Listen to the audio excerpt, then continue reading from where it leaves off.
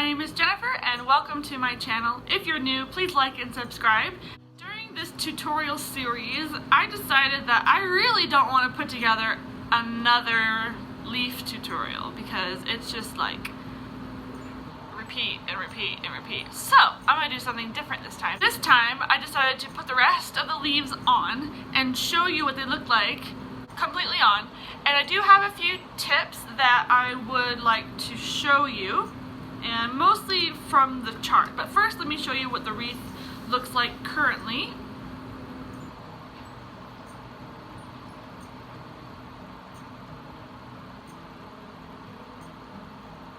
And there's nothing on the back.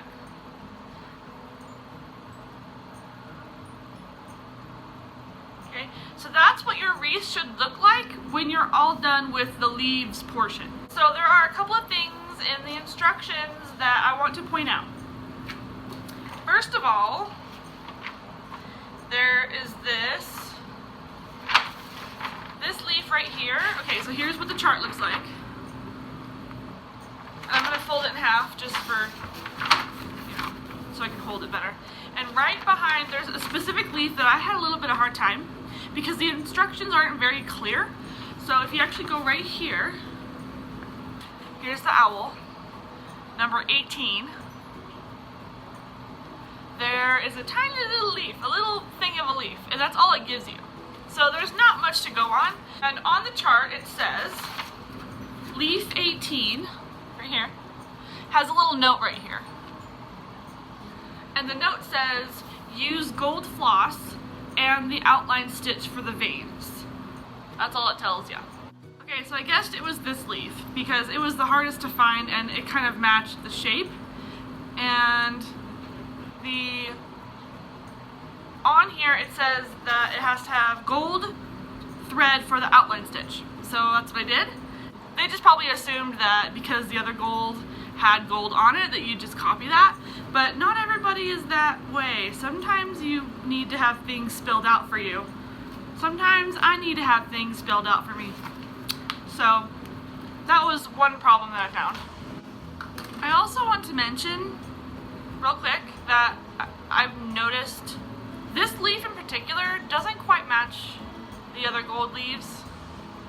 Like if you look at the color thread of this gold leaf versus the color thread of this gold, this leaf I used the red-brown thread and this one I didn't. So I thought that was interesting that it had gold thread on this one when all the rest of them weren't. But I just followed the instructions and because that's what it said. Otherwise, I might have done it differently. In fact, I mean, there's nothing wrong with taking some thread cutters and redoing it. There's nothing wrong with that. The only problem is if you feel like you don't have enough gold thread. But like, honestly though, it doesn't matter. To me, it doesn't matter. Because this leaf is gonna be covered up by an owl and you won't see it. The only part you'll see is right there. So my question is, why bother beating it? That's my question. Anyway, so I wanted to throw that out there because I just thought that was interesting. Also, another thing that I noticed that you will need for the next tutorial, because I'll be doing this in my next tutorial, is the step number 3. Okay, so we're completely done with step number 2. We have done leaves number 9 through 19. Right here. And we are going to be using chenille sticks. Now, when I read this, I looked around on the information sheet and it doesn't even mention chenille sticks to get ahead of time. At least I don't think so. Let's see. So it says poster board, sharp pointed scissors, poly fiberfill, paper plates for sequins, which I don't use. Oh my gosh! It says chenille sticks. Okay, so my bad. It does say chenille sticks. Okay, so chenille sticks are the same as pipe cleaners. Okay, they are the crafting version of the little fuzzy things that you can bend around and make cute little animals or whatever. So, I will be going to the store and grabbing some pipe cleaner sticks. That they come in all sorts of different colors.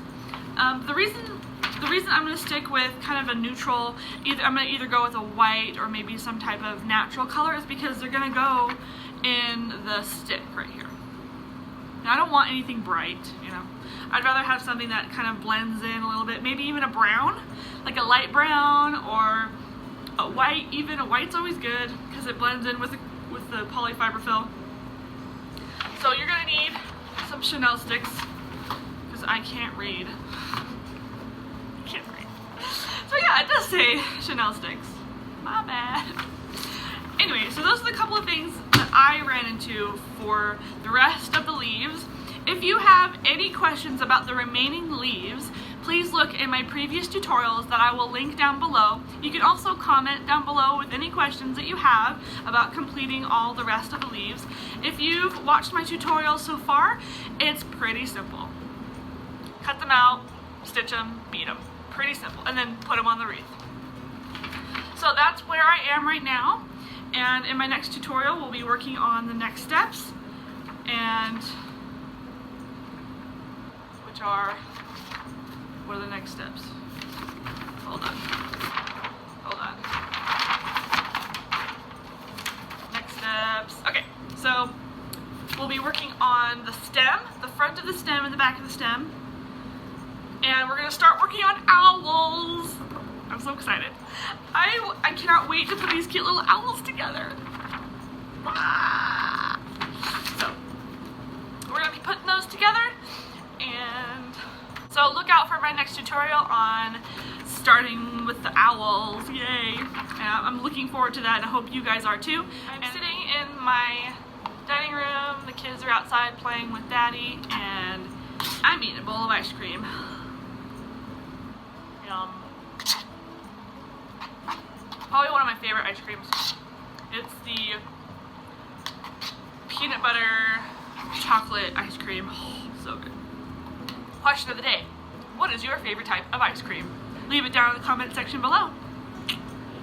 And if you like this video, please hit that like button, the thumbs up, and click the little notification bell so you know when I upload my newest videos so they come up on your feed. Please subscribe, and I hope to see you guys next time. Bye! So in this video, besides... Hello?